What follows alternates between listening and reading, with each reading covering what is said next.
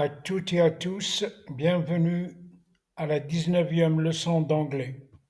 Je rappelle que les débutants peuvent commencer depuis le tout début à la leçon 1 de la playlist sur YouTube.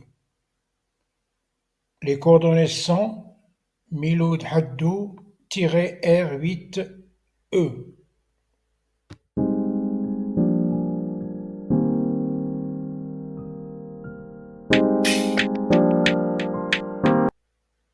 Nous allons commencer par apprendre comment saluer en anglais. Hello everyone. Welcome to our 19th lesson on our YouTube channel. We are going to start by learning how to greet in English. Mais d'abord, la phrase du jour. Truth is an illusion and illusion is a truth. La vérité est une illusion et l'illusion est une vérité. The greetings in English.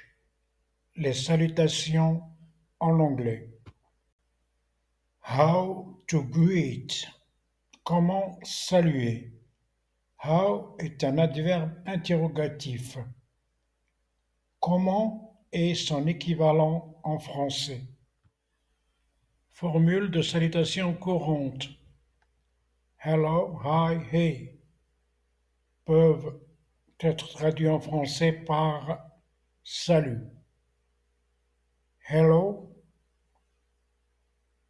égale salut ou bonjour de façon neutre ou universelle. Hi égale salut façon informelle courant. Hey égale salut façon informelle, amicale, voire familier.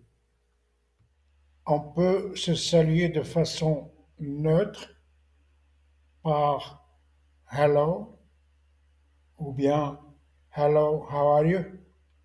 Ou bien hello, how are you doing? Ou bien hello, how is it going? Et on peut répondre I'm fine, thanks, and you? Ou bien I'm good, thanks, etc. Pour des salutations informelles, on peut dire hi, hey, hey, what's up? On peut se saluer d'une façon formelle et selon le moment de la journée. Good morning, bonjour, si c'est le matin. Good afternoon, bon après-midi. Good evening, bonsoir. Dans cet exemple, j'ai Monsieur Harry Smith qui rencontre cette dame. Il a plusieurs manières de se présenter. Exemple, Hello, I am Harry Smith, nice to meet you. Ou bien, Hello, I am Harry Smith, glad to meet you. Ou bien, Hello, I am Harry Smith, pleased to meet you. Ou bien encore, Hello, I am Harry Smith, great to meet you, etc. D'autres formules familières ou amicales, Hi there, Hey man, Hey guys, What's up, How is it going? Voici quelques réponses que nous pouvons apporter lorsque quelqu'un nous salue. Good morning, good afternoon, good evening. I am fine, thank you. I am good, thanks. Very well, thank you. I'm good, thanks. And you? I'm doing great, not bad, so, et bien d'autres. Nous passons à autre chose. Il s'agit de savoir comment demander et dire l'âge en anglais. Tout d'abord, et c'est très très important, il faut savoir que pour demander et dire l'âge en anglais, nous utilisons le verbe être et non pas le verbe avoir comme en français. Tout d'abord, vous annoncez que pour demander l'âge, nous utilisons la formule suivante. How old plus be conjugué plus le sujet. Il faut surtout éviter de traduire mot à mot car cela donnera comment vieux plus être conjugué plus sujet. Je vais vous éclairer, voici quelques exemples pour demander l'âge. How old are you? Quel âge as-tu? Ou quel âge avez-vous selon le pronom personnel, s'il est au singulier ou au pluriel. How old is she? Quel âge a-t-elle? How old is he? Quel âge a-t-il? How old is Leila? Quel âge a Leila? Pour donner l'âge, nous avons deux formules. La première, sujet plus be conjugué plus le nombre plus les années plus old. Et la deuxième formule, qui est une formule abrégée, le sujet plus be conjugué plus le nombre d'années. Voici des questions-réponses sur l'âge. How old are you? Quel âge as-tu? Ou bien quel âge avez-vous? Réponse: I am 30 years old, ou bien la forme abrégée I am 30. J'ai 30 ans. How old is she? Quel âge a-t-elle? Réponse: She is 19 years old, ou à la forme abrégée She's 19. Elle a 19 ans. How old is he? Quel âge a-t-il? He is 15 years old, ou bien la forme abrégée he is 15. Il a 15 ans. How old is Leila? Quel âge a Leila? Réponse: Leila is 38 years old. Leila is 38 à la forme abrégée. Leila a 38 ans. Pour la troisième partie, nous abordons les verbes à particules, the phrasal verbs. Commençons par la définition des verbes à particules, phrasal verbs. A phrasal verb est un verbe en anglais qui est suivi d'une particule et qui lui donne un sens nouveau. La particule donc change le sens du verbe. Voici quelques particules courantes. Up, vers le haut ou complètement. Down, vers le bas ou diminué. Out, dehors, complètement ou vers l'extérieur. In, dedans, entrer. On, sur, continuer. Off, séparation, arrêt. Away, loin, s'éloigner. Back, retour. Over, par-dessus, répéter, couvrir. Through, à travers ou terminer. Around, autour, changer de direction. Quelques exemples de verbes à particules. Rappelons que les verbes sans la particule ont un autre sens. Par exemple, dans ce cas, le verbe to give, c'est donner, et le verbe give up avec la particule up veut dire abandonner. Un exemple: I will never give up, je n'abandonnerai jamais. Un autre exemple avec to take off, qui veut dire décoller ou bien enlever dans le sens enlever un vêtement par exemple. Un exemple, the plane took off at 9:30 p.m. L'avion a décollé à 9h30 du matin. On a mis took parce que c'est le prétérit ou le past tense de to take qui est un verbe irrégulier. Donc on l'a mis parce que l'action est passée, car l'avion a déjà décollé. Un autre exemple, take off your shoes. Enlève tes chaussures. Autre exemple avec des verbes à particules. Put on, mettre. She put on her coat. Elle a mis son manteau. To look for, chercher. Exemple, I'm looking for my keys. Je cherche mes clés. Encore un petit exemple, turn off, éteindre. Exemple, please turn off the light. Éteins la lumière, s'il te plaît. Ici, j'ai mis comme un récapitulatif sur le phrasal verb.